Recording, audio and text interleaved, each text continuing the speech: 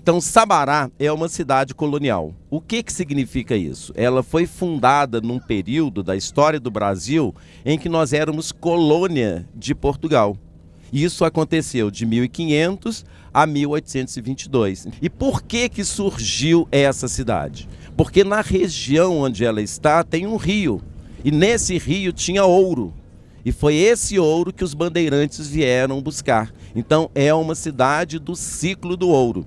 1698 os bandeirantes chegam, encontram o ouro e vão fundar não uma cidade, nem uma vila, mas um arraial. Arraial é terra de ninguém. Quem pode, manda mais.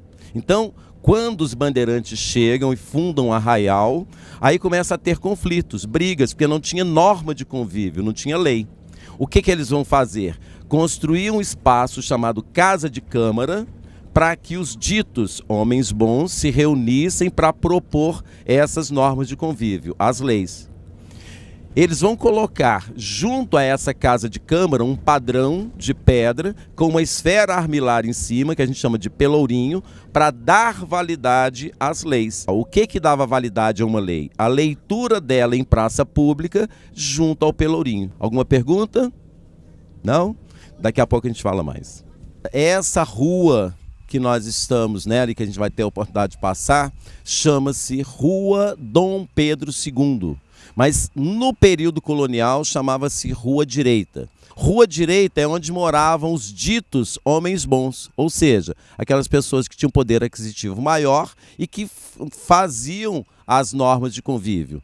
E esse conjunto de casas dá-se o nome de casario. Esse casario é do estilo colonial português. Então os portugueses chegam e fazem essas casas, que têm as seguintes características: casas gêmeas, coladas umas nas outras. Tá?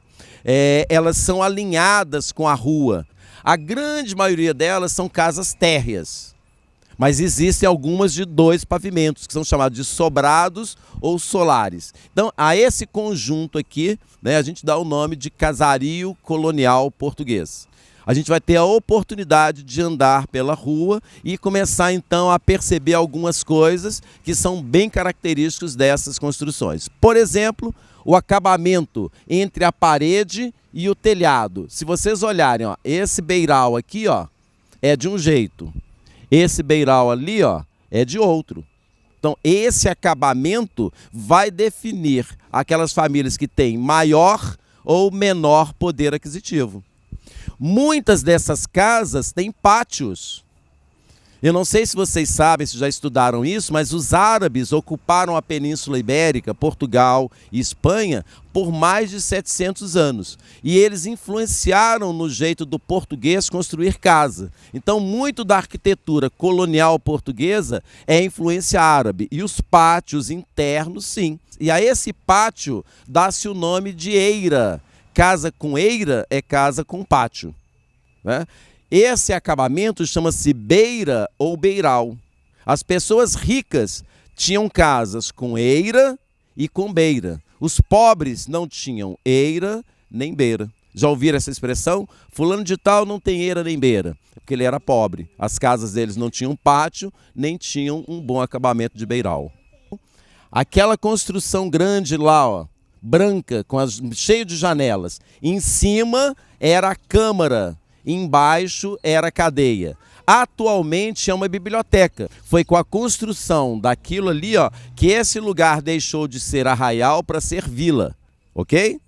Essa construção que a gente tem aqui, ó, sendo restaurada, é um solar, chama-se Solar Jacinto Dias. Já foi a residência de um padre. Então aqui já foi residência.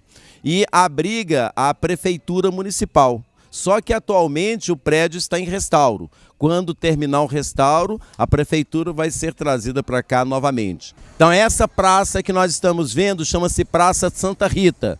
Onde tem o coreto, tinha uma igreja que foi demolida para que o coreto fosse colocado. Destruíram antes de existirem as leis que protegiam o patrimônio. Quando é que o IPHAN foi criado? O Instituto do Patrimônio Histórico e Artístico? 1937. Antes disso, muita coisa foi demolida. A ideia era de destruir o velho para colocar no lugar o novo. Então aquele coreto foi colocado no lugar onde existia uma igreja. Então perdemos um patrimônio importante por falta de consciência de preservação. Outro monumento que merece destaque aqui na rua Dom Pedro II também está em processo de restauro, que abriga o Teatro Municipal de Sabará.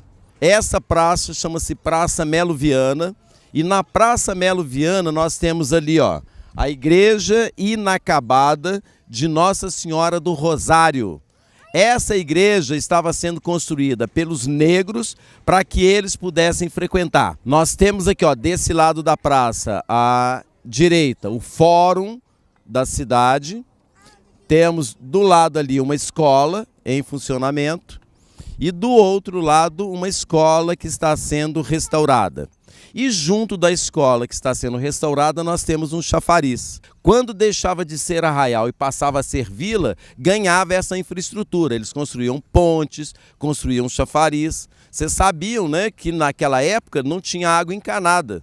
Então as pessoas tinham que vir buscar água no chafariz para abastecer os reservatórios das casas. E quem fazia esse trabalho? Os escravos. Então o escravo que se debilitava para mineração, que é um trabalho muito pesado, muito árduo, podia ser alugado para carregar água do chafariz para as residências. Alguma dúvida? Esse espaço que nós estamos chama-se adro ou átrio. Então nós estamos no adro da Igreja Inacabada de Nossa Senhora do Rosário. Como eu comentei para vocês, essa igreja estava sendo construída pelos negros para que eles pudessem frequentar. Só que antes, em 1713, ao ganhar esse terreno, eles construíram essa capela. Então essa capela é anterior a essa igreja maior. Quando eles perceberam que essa capela estava pequena para eles pensaram em construir uma igreja maior.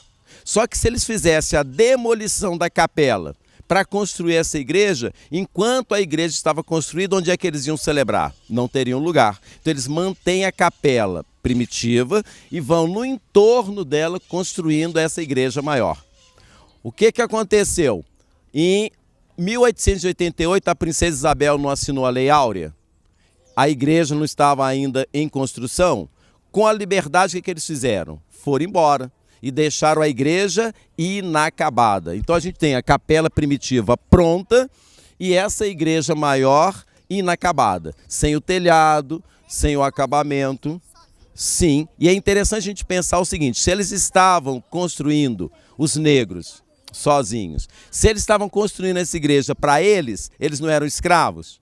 Que hora que eles trabalhavam para eles? No horário de folga. Enquanto descansa, carrega a pedra. Não tem esse ditado? Olha a grossura das paredes, olha o tanto que essa igreja ia ser monumental. Exatamente isso. Quando a igreja estivesse já com telhado, só na fase de acabamento, eles fariam a demolição da capela. Perfeito. Nós estamos indo para uma igreja conhecida como Nossa Senhora da Expectação do Parto. Expectar parto é estar grávida, à espera de um filho. Então, Nossa Senhora grávida é Nossa Senhora da Expectação do Parto. Só que a Igreja Católica foi muito resistente à representação de Nossa Senhora barriguda. Então, os artistas que conseguiram, tanto em pintura quanto em escultura, não fizeram ela com a barriga muito grande, senão a igreja não permitia. Então, quando a gente chegar na igreja, a gente vai ver que Nossa Senhora está grávida. Por isso, Nossa Senhora da Expectação do Parto. Por que então chamar a Igrejinha do Ó ou Nossa Senhora do Ó? Nessas igrejas, no período que antecede o Natal, são realizadas novenas. E nessas novenas, as orações começam sempre com Ó, se referindo ao menino que vai nascer. Ó Adonias, ó Raiz de Jessé, ó Jeová, ó Salvador. Aí ficou Nossa Senhora do Ó, ou Igrejinha do Ó. este calçamento lembra o doce feito com rapadura e amendoim, os pés de moleque. Por isso o calçamento chama-se pé de moleque. São seixos rolados, retirado do leito dos rios. Essa casa aqui, número 153, é onde morou Antônio Francisco Lisboa, aleijadinho, quando ele trabalhou aqui em Sabará. O nome dessa igreja é Igreja de Nossa Senhora da Expectação do Parto, ou seja, Nossa Senhora Grávida. Se vocês olharem aquela imagem em destaque, é Nossa Senhora Grávida. Ah, mas nem parece, porque a barriga não está muito grande. Lembra que eu falei da resistência da igreja em aceitar imagens ou pinturas de Nossa Senhora com a barriga muito grande? Então, por isso, ela está com a barriga um pouco pequena, mas é Nossa Senhora Grávida. Por que Nossa Senhora do Ó?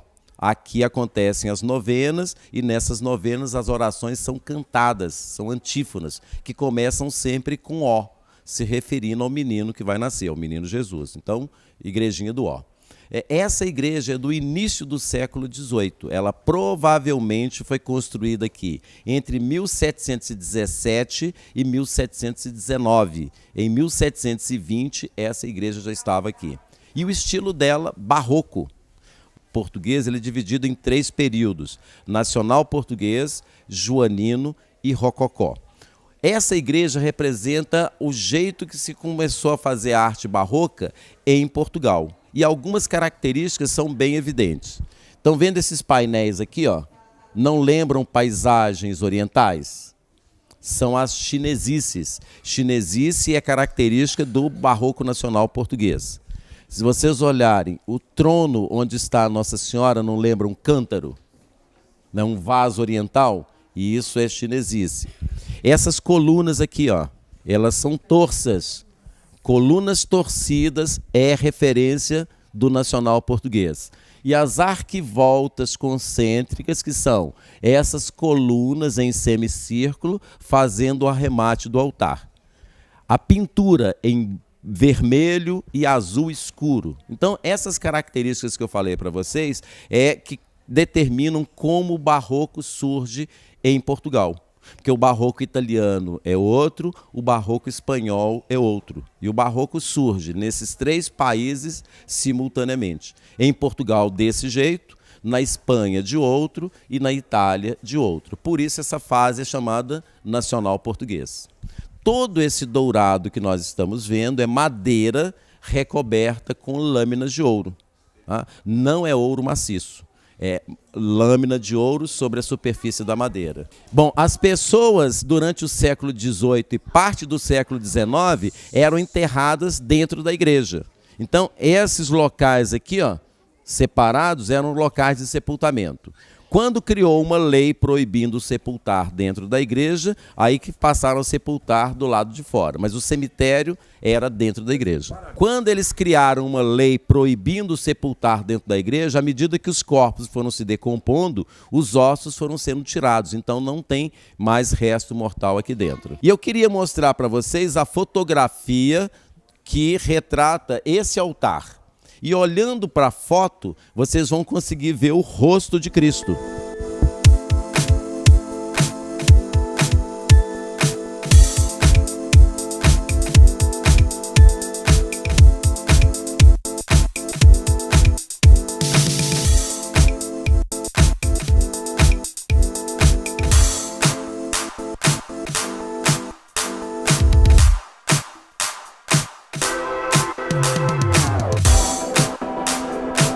Essa construção que a gente está em frente a ela, a função dela não era ser museu, era ser uma residência onde morava o intendente na parte de cima e a parte de baixo ele usava para fazer a fundição do ouro.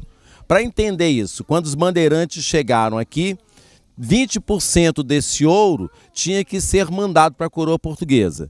20% equivale a 1/5. Então, eu, minerador, tinha que trazer o ouro para cá, esse ouro ia ser pesado, 20% ia ser separado para ser mandado para Portugal.